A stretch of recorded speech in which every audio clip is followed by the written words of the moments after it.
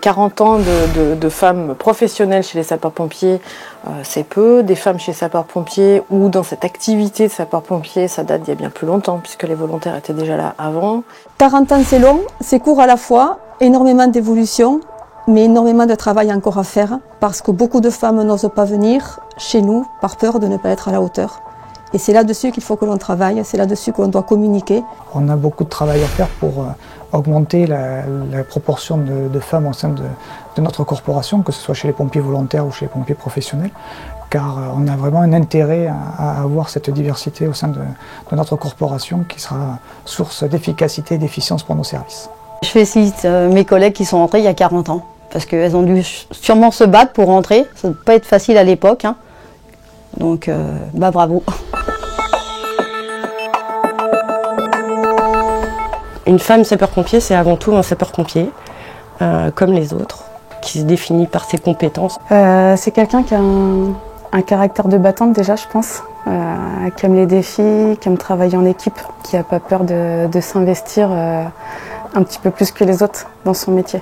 Il n'y a pas de question de sexe, en fait, c'est au mérite, au grade, en fonction des stages qu'on passe, des examens qu'on obtient.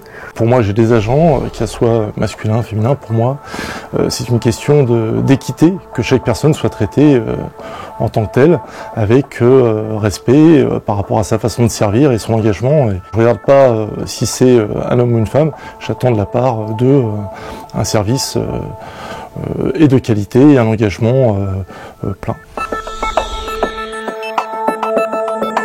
J'ai vécu, je pense, comme de nombreuses femmes qui rentrent dans un corps majoritairement composé d'hommes, eu affaire au machisme ordinaire, effectivement, au plafond de verre, quand j'ai commencé à gravir un petit peu les échelons. On est toujours trop jeune pour un poste, ou on est une femme, ou on est peut-être trop fragile. Il faut rien lâcher, il faut rien lâcher. En tant que femme sapeur-pompier, nous sommes beaucoup moins nombreuses, donc forcément un peu plus regardées.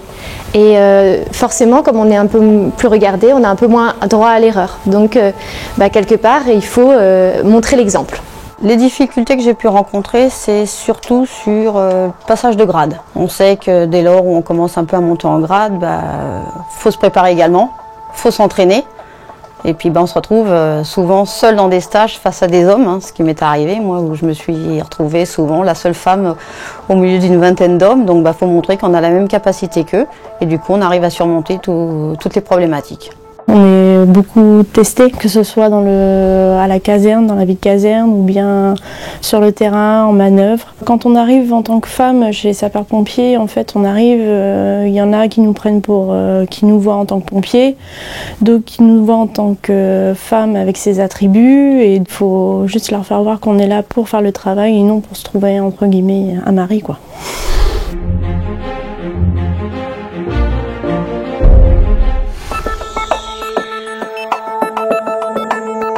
Alors la complémentarité homme-femme chez les sapeurs-pompiers, un grand sujet dans nos casernes, un grand sujet dans nos départements. Cette complémentarité, pour moi, c'est une évidence même. Une femme chez les sapeurs-pompiers, elle va poser un groupe exclusivement masculin, parce qu'elle va avoir un peu plus de recul, elle a une capacité à prendre du recul qui est un petit peu différente de celle des hommes.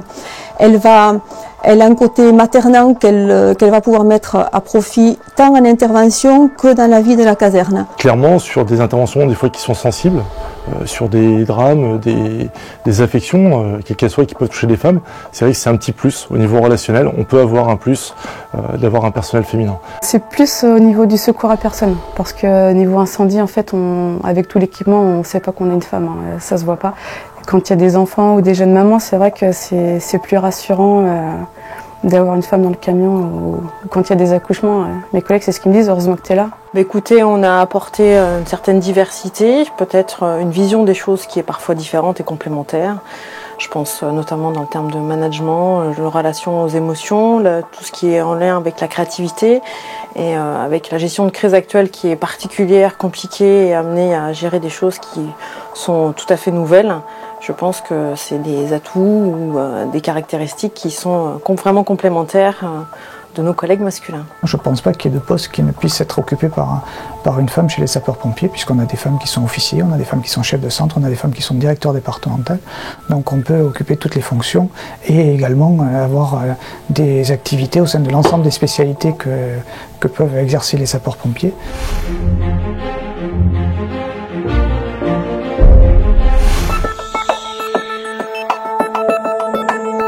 Tout le monde peut devenir pompier volontaire, qu'on soit homme ou femme. On a besoin surtout de personnes motivées, qui ont envie d'aider les autres et qui ont du temps à donner pour les autres. Il faut aussi, je pense, désacraliser un petit peu certaines choses, démystifier des missions qui des fois peuvent faire peur. Il faut savoir qu'aujourd'hui, nos agents sont tous formés sur l'ensemble des missions, on a des équipements, les technologies évoluent.